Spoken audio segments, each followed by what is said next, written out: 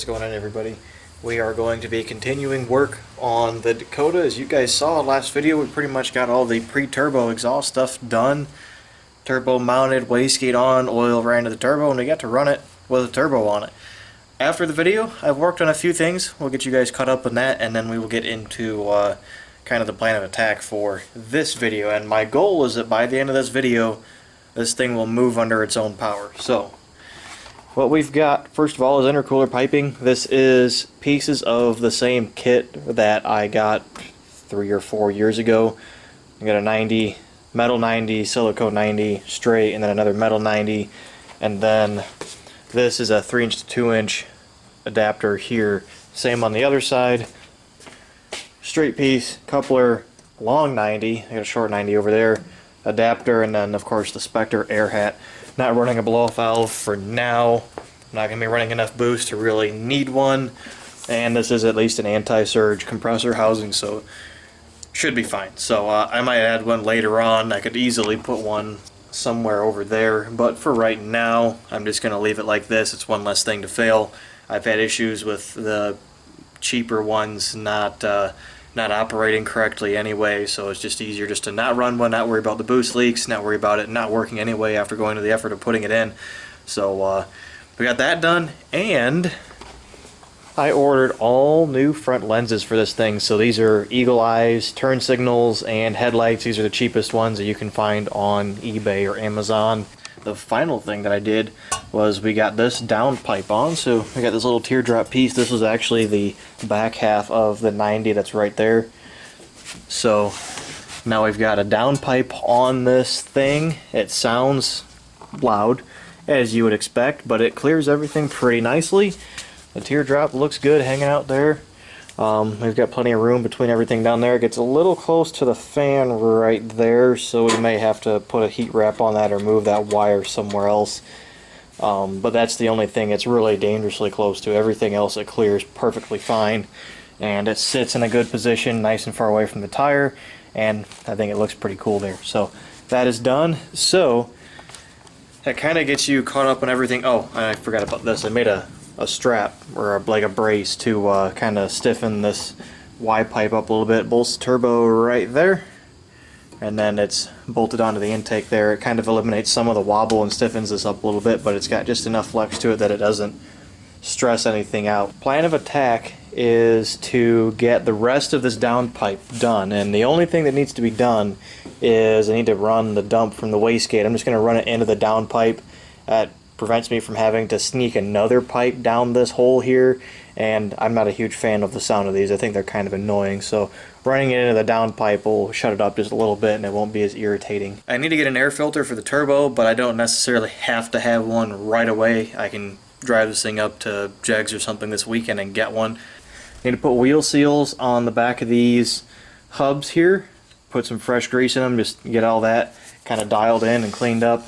I'll probably come in here and service the brakes real quick, grease them, clean them, whatever they may need. I've got new springs to put in the front because this thing still has the cut V6 springs in it, and it's sitting too low now. So I've actually got some 4-cylinder truck springs, and my idea with these was that they'll sit lower. It'll basically be like having lowering springs, kind of. They'll probably be a little stiff compared to running the correct V8 springs. But these, compared to a lowering spring or cut springs, will give me a little bit more suspension travel, which could, you know, help maybe on launches and whatnot. If the suspension unloads, these things will travel a little bit further out because they're going to be a little bit tighter together, you know, to begin with. So that's kind of the idea there. If it doesn't work, I'll put the Beltec 2" drop springs in this thing, but I want to try this first because it was cheaper, and the Beltec drop springs would work great for the lowering portion of it, but they might not have that much weight transfer. And then I have to wire up some switches in here because I got rid of the old turn signal stock and everything because it actually interfered with the steering wheel. So that's all gone down here. So I'm going to put, I got a couple of switches. I have where'd they go? I've got switches. So we've got these guys here. This one is just a regular on-off switch. This is going to be for the windshield wipers. This one is a 3-way on-off on. That'll be for the turn signals. And then this one is a 2-way on to on switch. So this will be for the low and high beam selectors. So it'll be one way will be low beam, one way will be high beam, but no matter which direction this switch sits, one of them will always be on because the factory headlight switch will still function. Actually, those lit up with it, but that switch will just be to select high or low beam. Let's get started on this wastegate dump. That way I can be done with exhaust completely, and then it's just a matter of doing some suspension and electrical stuff, and then we can roll this thing out and try driving it. So let's get to that, and I'll give you guys an update in a little bit. Alright, well, I got as far as I could. So the exhaust is 100% done. You can see the dump right there, and I ended up just making a screamer pipe for it. Comes down right there. And then the other thing that I started working on was getting my switches up here. So right here on this bottom one, first of all, this panel is just some random plastic from a broken toolbox that I had just to get something in here for now quickly. But this bottom one is a 3-way switch, and it will be for the turn signal. This one right here is the high and low beam selector, and this one right here is the windshield wipers. So on, off. I'll get back with you guys tomorrow. We'll see how much further we can get, and hopefully by the end of the day tomorrow we can take this thing out and drive it around. Pizza. Alright, we are back, and the front end is all put back together. We've got the new springs, wheel seals, and tie rods on here. Pain in the butt putting brand new springs in something. Like I said, wheel seal, greased everything. I went ahead and just re-greased my ball joints, greased the tie rods while I was in here, inspected the brakes, inspected the wheel bearings, just gave everything a once over while I was here. Now we are done. I just went ahead and drained the coolant down on this. That way I need to get in here and change out this fan switch that's up here. Now that we've got the front end done, I need to put the wheels back on it, set this thing on the ground, get the new fan switch in there, get the gauges done. I have to hook up the, I just realized while I was doing the suspension, I need to hook up the line from the turbo to the wastegate. I have to get that boost line on there.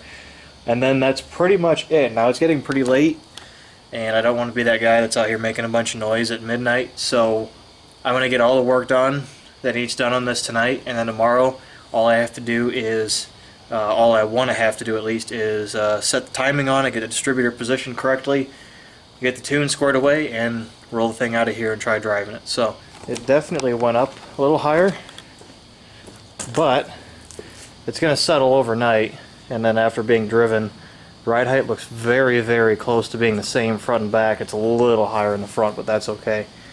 Let it sit overnight, and then we will see where it goes, and then after driving it, of course, as well, if I have to, I can put a smaller lowering block in the back and bring it back up, but I don't think we're going to have that issue because there's still a hood sitting right here to go on the front. That'll add a little bit of weight.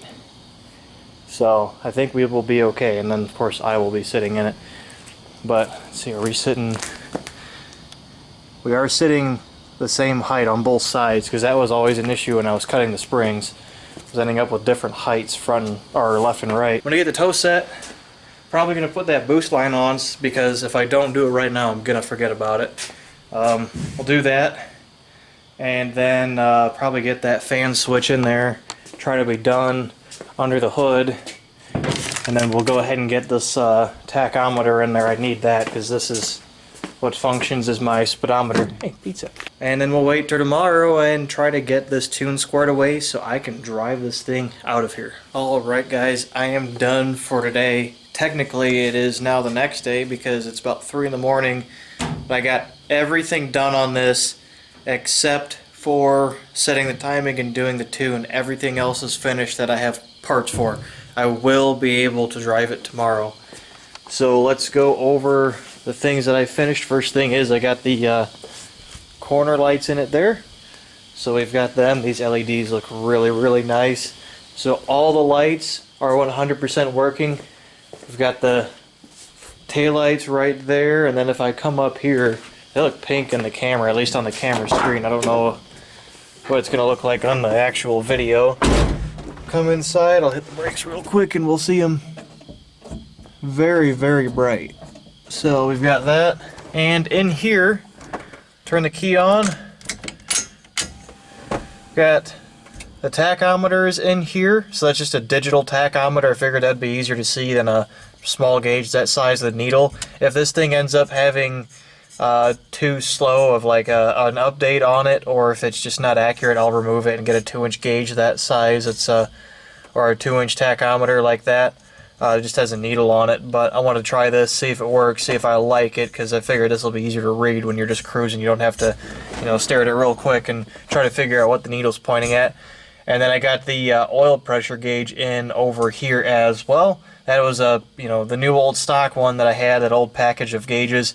And I got the toe set in the front end.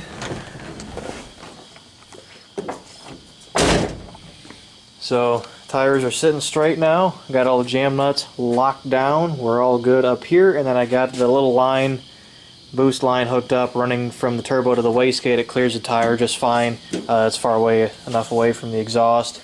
Got the new fan switch in down there. It's all hooked up. I had to actually take the alternator loose and swing it over to get to that thing, because it takes like a 5/8 size wrench or socket to tighten it, which is smaller than the spacing on the spade, so I couldn't fit a socket on it, and there was no way I was getting a wrench down here, obviously, so I had to do all that to get to it. But that is in. I've got the adapter in here. I've got coolant in it, or top back off with coolant rather, and I think that's it. The battery's currently hooked up right now. Everything under the hood is 100% done.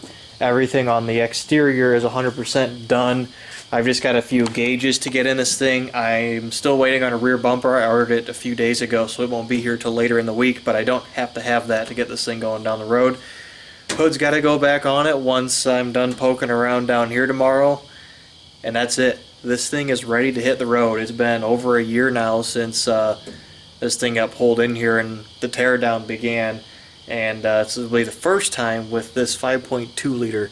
Super excited to drive this thing and get to experience this thing with a lot more power behind it and a much tighter setup, much more dialed in setup than it was before. Both suspension, engine, the electronics. I kind of had to rush this thing, of course, last year to get moved down here, and ended up not. I don't want to say it didn't end up working out, because the reason it blew up had nothing to do with me rushing it, but there was a lot of things that needed tidied up and cleaned up, and I've finally gotten that, like getting all the lights and gauges and stuff finished on this. So that's where we're going to end it for tonight. We'll come back tomorrow. We will get this thing fired up, get the timing set, get the tune squared away, and then we will roll it out of here after putting the hood on it. Roll it out of here and go for a test drive. If the test drive goes good, we're going to try and make probably a 40 or 50 mile round trip to go get this thing on a scale and see how much it weighs. So that is going to be it for tonight. I'll get back with you guys tomorrow. We'll get this thing out on the road.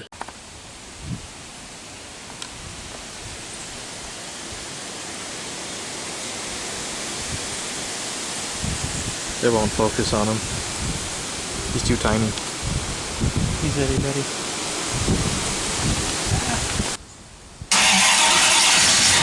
There we go.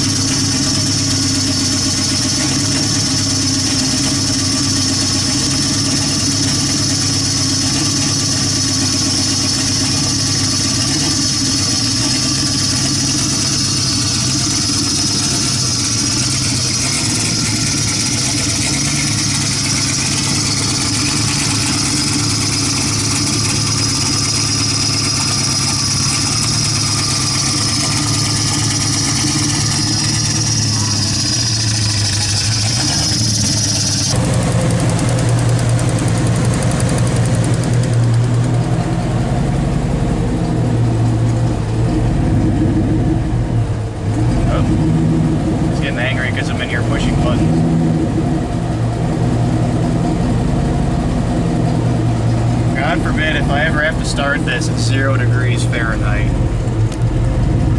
it'll be at 150. That'll be fine.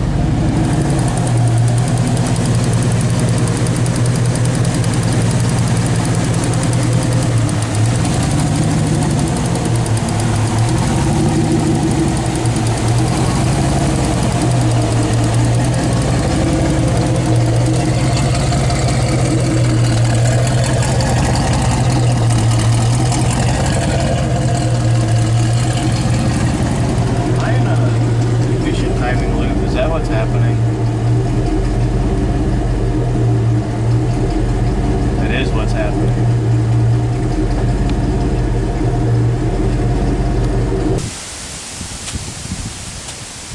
We should be, I'll set that hook.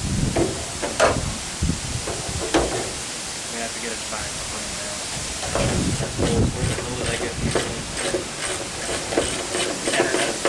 Well, then we'll sit down and see if we get lined up.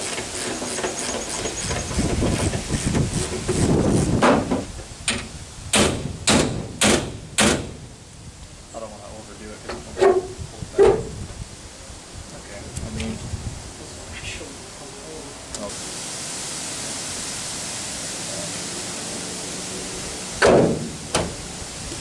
That's close enough. That fender does not match. No. I don't think I've had the hood on since doing the fender. No, I don't think you have the hood that. hasn't been on since I replaced all this shit either. No. That's why. Close enough. There's one. I'm okay with it being tight because it keeps it from squeaking, but Right. there you go. There you go. I'd rather it be difficult to get it out. That's been a long time. Totally unassuming. If I had a grill, it would be fine. You'd never know. Because the exhaust pipe kind of hides back there. Nothing lines up in the front of this anymore, so this is good enough.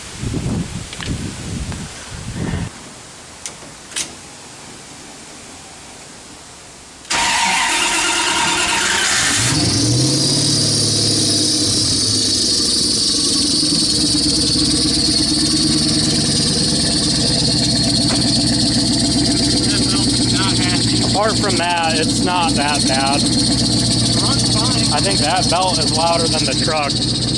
Yeah. Well, do you want to play music cards? Are we going to record it? No. We can put Benny Hill on It it. will make this video twice as long as it's supposed to be. So no. That's fair. Alright guys, so it has been about a week since that last clip was recorded. We got the hood put back on the truck and I got it out of the driveway and went out and took it down the road. We ended up forgetting the camera at the house for the initial drive, and we were probably too busy looking at the laptop and everything, watching what the tune was doing and all that to really be able to worry about trying to film anything. There will be some driving clips coming as well as a dyno tune video coming here about 3.5 weeks from now. So I want to get I don't know if I'm going to wait to do some, driving clips and everything until before or after the tune. Might be before, might be after, I'm not sure. But I want to fill you in on some issues we ran into. We didn't run into many, which is pretty impressive considering how much stuff has been gone through, how much stuff is new, how many old used parts we're using, how many recycled parts we've got on this thing.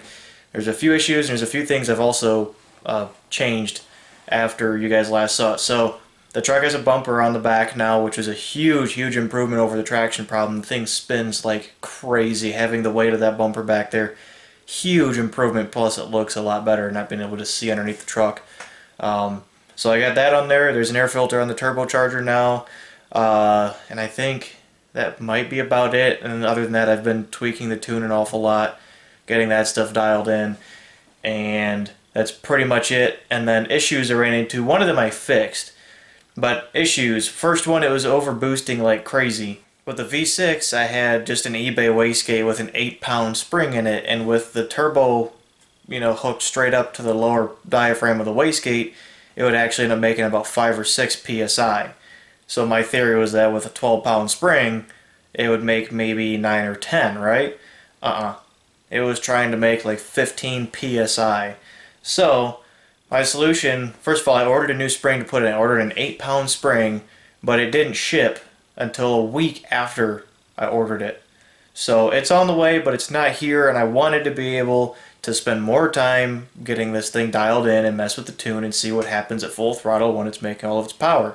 So I pulled the old wastegate spring out of there, and I cut it, put it back in, and it's now making about 7 or 8 pounds of boost, which is perfect to start with, and it was perfect for testing and seeing what kind of problems I've got. Because we've got a dyno tune coming up, but I don't want to have any mechanical issues on the tune. I want it to just be a simple change some numbers, get a power number, get everything smoothed out and cleaned up, and take it back home. That's the plan. I like having everything 100%. I don't like figuring stuff out on the dyno. I've never had to do that. I'm not going to start doing that. I don't want to run into problems on there. Because if it's a mechanical issue, we can't do anything about it on the dyno anyway. You have to get parts. So, I fixed that, and that solved all the issues except for one. I'm getting some breakup in high RPMs, high boost situations. High RPM, low boost, no issue. High boost, low RPM, no issues. When both of them are peaked out, it starts to blow out spark, and it continually gets worse and worse the longer you lay into it. It's not like a little, like an occasional pop or bump. Once it starts doing it, if you stay in it, it just loses its mind. There's all kinds of unburnt fuel smoke pouring out of the exhaust in front. It's just a disaster. And I think the issue I've run into is that I have just completely spent that Blaster 2 coil that's on there. Being that I probably got more cylinder pressure than the V6 had, and you gotta think, I'm firing 2 more cylinders every engine rotation. So at 4,000 RPM, when I start having this issue and higher, that's a lot more times this coil has to fire and a lot more times this coil has to recharge. And I don't think it's able to recharge as quickly as it should. So my solution for now is going to be to put a bigger coil on it. I actually just picked up, let me grab this. So we just picked up this Excel Super Coil, so we're going to be running that. And that should hopefully take care of the issue. I already have a CDI box on the truck. It's a Mallory Hi-Fire, but it's an old school one. It's an analog one. So I'm going to try this first, see if there's any improvement. If there's an improvement, but it doesn't go away completely, I'll get a digital MSD 6AL or something to put in there and just get a really nice CDI box to match up with this Excel coil. And that's really the only problem I'm still fighting. The AFRs and boost, I'm sitting between like 11.3 to 11.8, typically 11.3 to 11.6, which is right where it's supposed to be. When it starts breaking up, the AFRs are perfect, like 11.6. So it's not a fueling issue, and it doesn't feel like it's a select cylinder. It's all of them just going out. It almost feels like a rev limiter if it hits it really bad. So I'm pretty certain that I'm just at the limit of what this coil is capable of. We're going to try the bigger coil. If it helps but doesn't get rid of it, like I said, we'll try a bigger box powering it and see if we can get that to work. But you got to remember, since I'm running a mechanical distributor, you know, there's one coil firing all 8 of those cylinders. It's not like most turbo setups nowadays where they're running individual coil packs or at least wasted spark, which I would like to run, but I would like to make this work for now and then maybe go to a wasted spark setup in the future, because there's a lot of complications and issues converting over to wasted spark as well. Which coils do you run? Which wires do you run? What do you do to trigger them? I got to send the ECU out to get built to power them, because I need 4 coil drivers to run wasted spark, and that ECU only has 2. So we've got a lot. I'd have to send it out, and I would never have that thing back before there's real cold out and too late to even drive the truck anyway. So I want to try to get this set up to work. Next year, if I feel like it, maybe we'll convert to wasted spark before trying to add more power to it or anything. But for right now, this setup should work. People have been running single coils on high horsepower builds for decades, so I should be able to get this setup to work one way or another and be able to run one strong single coil and get this done.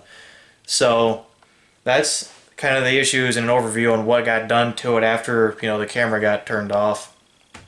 Next video, we're going to put the coil in. I'll show you guys what it looks like with the bumper on it.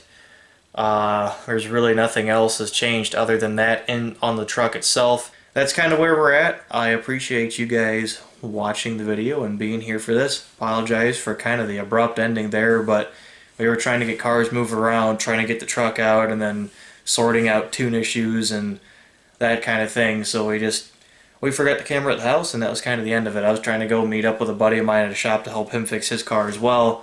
I wanted to drive the truck up there to get some miles on and test it, and it was just kind of a disaster there at the end. So like I said, I appreciate you guys being here and watching. I appreciate all the support for this build. It's really cool to see how excited you guys are to see this thing back, and I hope that this will be kind of a good return for you guys finally getting to see this thing out with the turbocharged V8 like I've been promising for a long time. So that's going to be it for this video. Thank you all very much for watching, and I'll see you all later.